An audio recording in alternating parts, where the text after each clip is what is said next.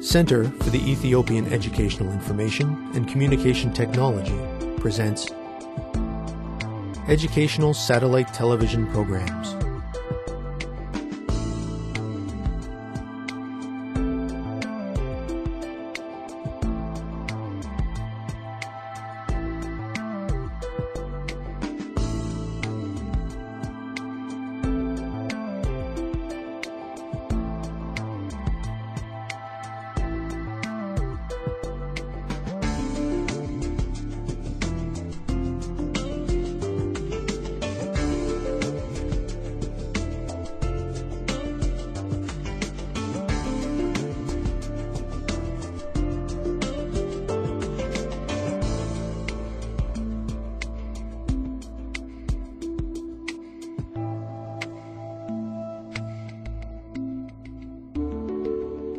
Hello, teacher. Hello, students. Welcome to today's lesson on the conflicting notion of priorities of equality. Last time, we learned about the importance of equality for promoting peace and stability within society. When there is inequality between ethnic groups, conflict arises.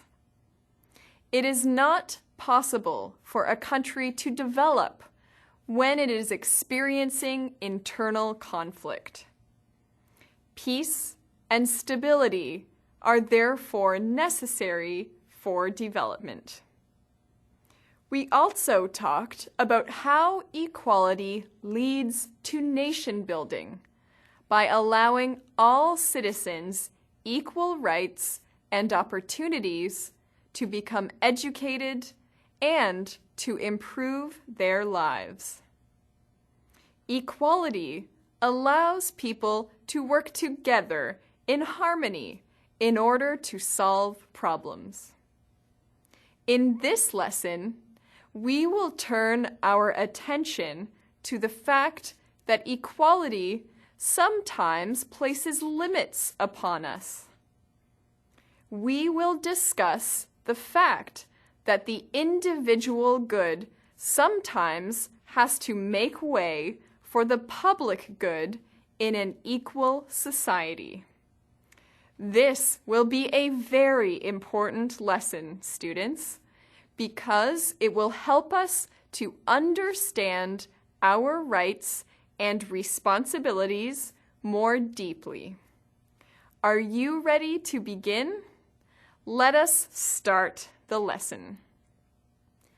As you know, equality means treating all people the same, regardless of their sex, race, religion, culture, nationality, or occupation. Equality is related to rights. The FDRE Constitution upholds human and democratic rights, such as the right to life, freedom, dignity, privacy, and self-determination. In order for the rights of Ethiopian citizens to be upheld, all people must be considered equal under the Constitution. Students, you all share the same rights as citizens of this country.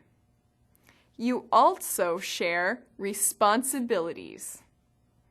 Please find a classmate to work with and take a few minutes to create a list of your rights. Then, create a second list of your responsibilities. You may begin whenever you are ready. Students, let's get ready. Begin.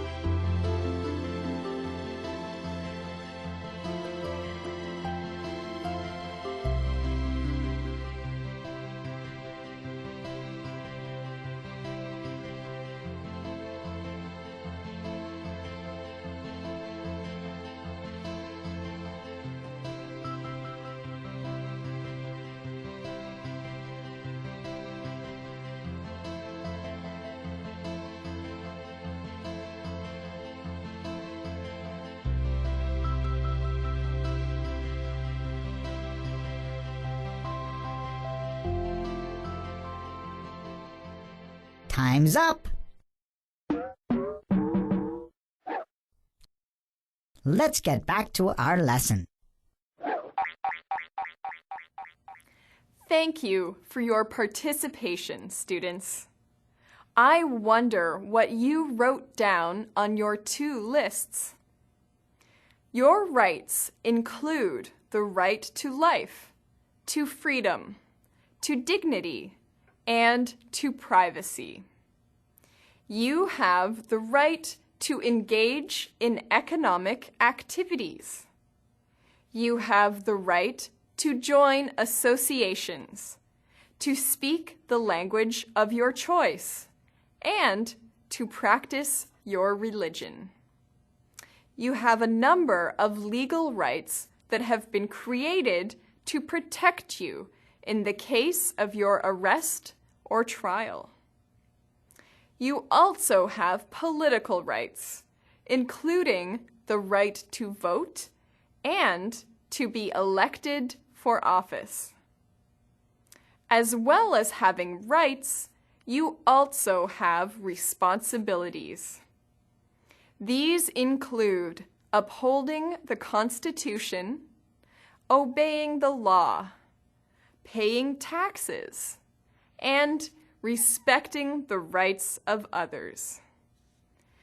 We will continue to talk about the importance of respecting the rights of others. Good work, students. We expect our rights to be respected by others, do we not? Suppose it is very late at night and you are asleep. If a party of people come down the street where you live, making a great deal of noise, and you wake up, you are likely to be annoyed. Perhaps you will call out to them to be quiet so that you can get your rest. You have the right to be respected because you are an equal citizen. However, let us consider another kind of scenario. If you have been kept up all night by noisy people, you will be tired and irritable the next day. Suppose you walk into a shop and the salesperson is dealing with another customer. If you are in a bad mood, you might interrupt their conversation and ask to be served first. If you do this, you are abusing your rights. Everyone has the right to fair and equal treatment. And if you ask to be served first, you are not being fair. In other words, equality means that we share the same rights and responsibilities as other people. We can expect our rights to be respected while accepting the responsibility to respect the rights of others. This tension might be called the conflict between equality and liberty. Equality means that we must not violate the liberty of other people. It is also important to understand that sometimes the individual has to give up some rights for the greater good. Students, suppose that there is a plan to build a new factory for producing leather goods in your area. It means that you and your family will have to move away because the land where you live is necessary for the building project. Working in small groups of 3 or 4, please consider all of the different interests, individual and collective, that will be affected by this project. Students, let's get ready. Begin.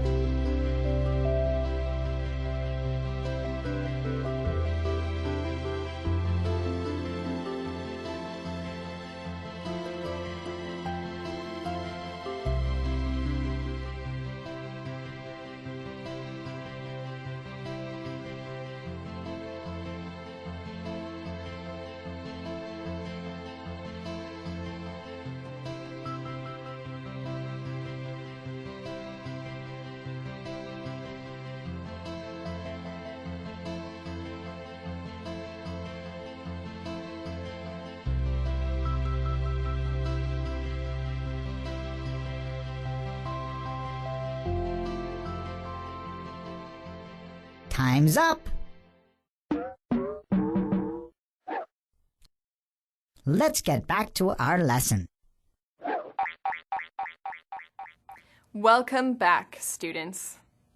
I hope you enjoyed this activity. There are many different interests to consider. Let us begin with the personal interests. You and your family will be negatively affected by the building project because you have to move away from your home. This means that you and your family will have to find a new place to live, and you will have to start again in a new community. This is not easy.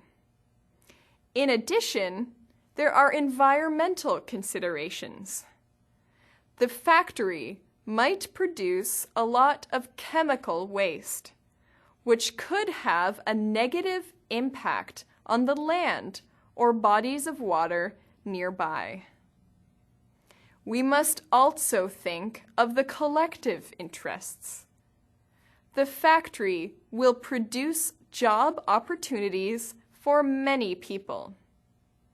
It will also add to the industrial development of the country, which will assist in the country's development. We must sometimes give up some of our individual rights in order to promote that which benefits society. Generally speaking, public interests should come before individual interests. This is the end of our lesson, students. Next time, we will learn about gender issues. Until then, thank you, teacher. Thank you, students.